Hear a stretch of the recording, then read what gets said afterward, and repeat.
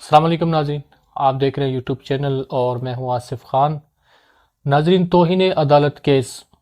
Supreme court کا جو محفوظ فیصلہ ہے جسٹس منصور علی شاہ صاحب اور جسٹس عقیل عباسی صاحب کی 2 رکنی بینچ نے جو ایڈیشنل رجسٹرار سپریم کورٹ کے خلاف توہین عدالت کا کیس تھا، اس کیس کا فیصلہ محفوظ کیا ہے۔ اور یہ محفوظ فیصلہ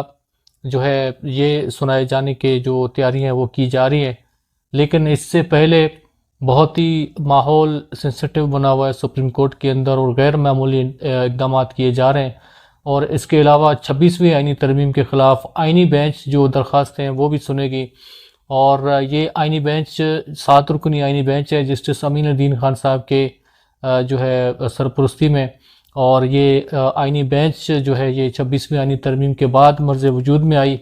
تو اب 26ویں آئینی ترمیم کے خلاف جو درخواستیں ہیں وہ اسی آئینی بینچ کے سامنے جو ہے لگی ہوئی ہیں، اور یہی آئینی بینچ ان درخواستوں پر فیصلہ کرے گی۔ لیکن اب اس وقت جو اہم جو نوعیت کا کیس ہے اس کو جو سمجھا جا رہا ہے وہ ہے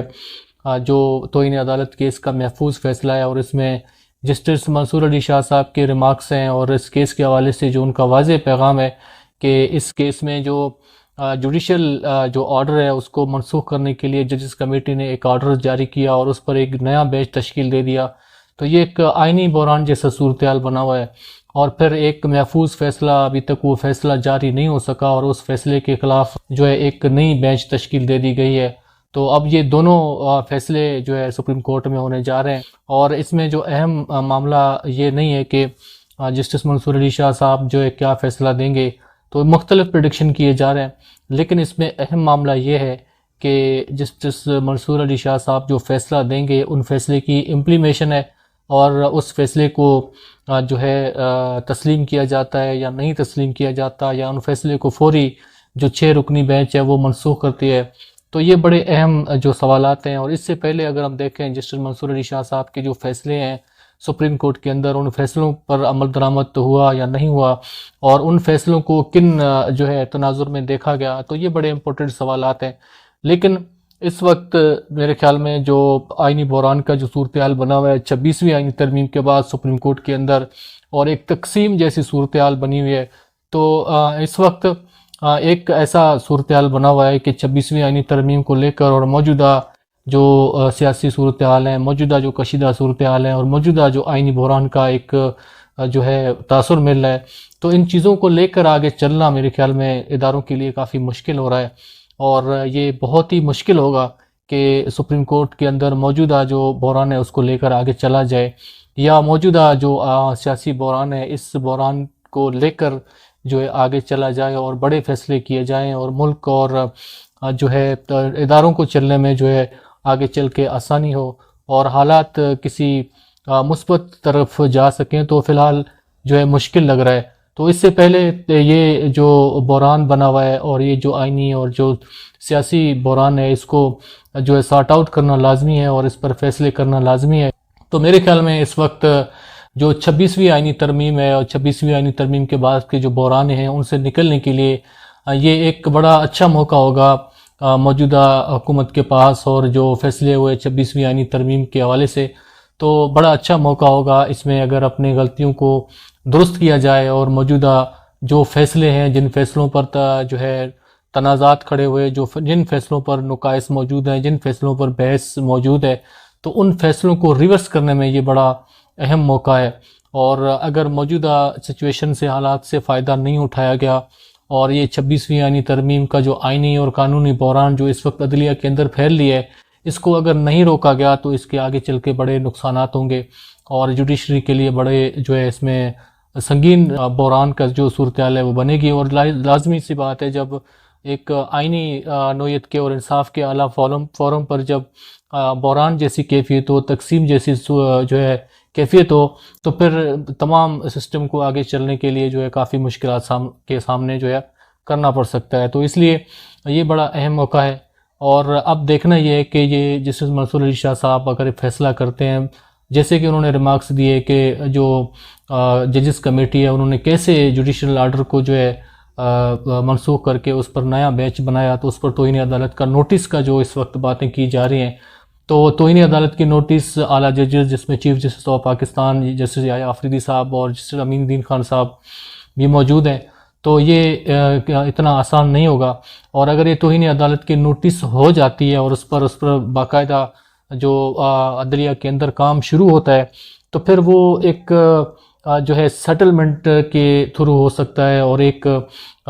ذہنی جو تیاری ہے اس تیاری کی صورت میں جو ہے اس کیس میں آگے بڑھا جا سکتا ہے اور توہین عدالت کی نوٹس کی جا سکتی ہے. لیکن اس کے لیے میرے خیال میں جو سپریم کورٹ کے اندر جو جج صاحبان ہیں، جو اسٹیبلشمنٹ ہے، ان سب کی جو ہے ایک پلیٹ فارم پر ہونا لازمی ہے. بصورت دیگر جو ہے اس کا مثالیں موجود ہیں. جسٹس منصور علی شاہ صاحب کے پچھلے جو فیصلے ہیں جو مخصوص نشستوں کے حوالے سے ان کا فیصلہ تھا، تو اس کے علاوہ میرے خیال میں جسٹس منصور علی شاہ صاحب کے فیصلوں کا کوئی بڑا اثر نہیں پڑنے والا. اور اس میں کوئی ڈرامائی انداز میں اس فیصلے میں یہ بھی ہو سکتا ہے کہ جو توہین عدالت کا نوٹس ہے وہ عدالت نوٹس واپسی لے اور باقی معاملات جو ہے وہ چیف جسٹس آف پاکستان کے سپرد کرے اور ان کو تجویز کریں کہ اس معاملے پر جو ہے فل کورٹ بنائی جائے. تو اس طرح بھی ہو سکتا ہے. لیکن بہرحال دیکھتے ہیں کہ اس کا جو امپیکٹ ہے وہ کیا پڑتا ہے. تو اس میں جو میں آپ کے ساتھ ذکر کر رہا تھا، اپنے پچھلے ویلاگ بھی میں نے ذکر کیا تھا، اس میں جو ڈیپینڈنٹ ہے وہ اس فیصلے کا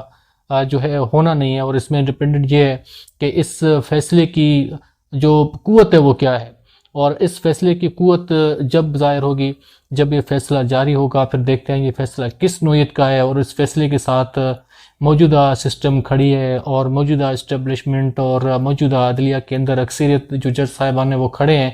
تو پھر جو ہے ممکنہ طور پر یہ فیصلہ بہت بڑا ہو سکتا ہے. اور اس کے لیے یہ غیر معمولی اقدامات کیے جا رہے ہیں. اور اس طرح کا کچھ ہلکا سا سائن جو ہے اتحادی جماعتوں کی جانب سے بھی آ رہا ہے، جس میں بلاول بھٹو صاحب نے بھی یہ کہا تھا کہ 26ویں آئینی ترمیم کے خلاف اگر کوئی فیصلہ آیا تو پھر ہم اس کے ساتھ کھڑے ہیں. اور یہ پارلیمنٹ نے جو 26ویں آئینی ترمیم جو ہے وہ کی ہے، تو پارلیمنٹ سے اس کو ختم کیا جا سکتا ہے، کوئی اور ادارہ اس کو ختم نہیں کر سکتا. تو یہ بہت اہم جو سوال تھا بلاول بھٹو صاحب کا. تو اس پوائنٹ بھی اگر ہم دیکھیں تو ایسا کیا صورتحال بن رہا تھا، ایسی کیا جو ہے سچویشن بن رہی تھی جس میں بلاول بھٹو صاحب کو یہ خدشہ ہو رہا تھا کہ جو ہے یہ 26ویں آئینی ترمیم معطل ہو سکتی ہے یا اس پر کوئی کارروائی ہو سکتا ہے. تو اس طرح کے جو ابتدائی طور پر جو نشانیاں وہ مل رہی ہیں. لیکن اب جب اس کیس کا فیصلہ ہوگا اور اس کے بعد پھر عدلیہ کی جو رول ہے اس پر جو